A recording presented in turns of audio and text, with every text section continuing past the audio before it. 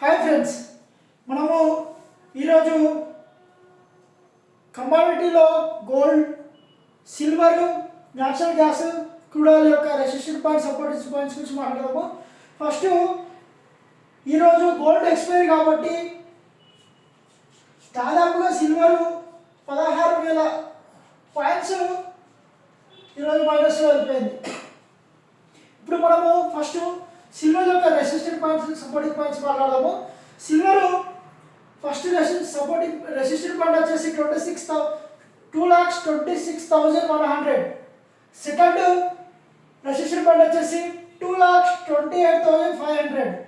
తర్వాత 2,30,300.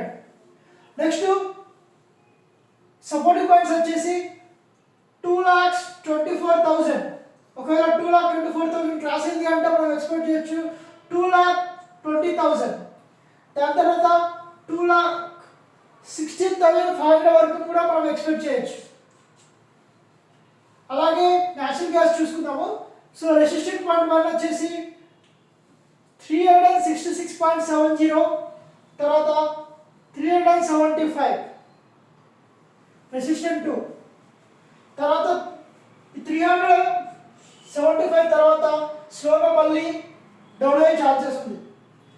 Supporting point వచ్చేసి 351.60, తర్వాత 345, దాని తర్వాత లాస్ట్ సపోర్టింగ్ పాయింట్ వచ్చేసి 339.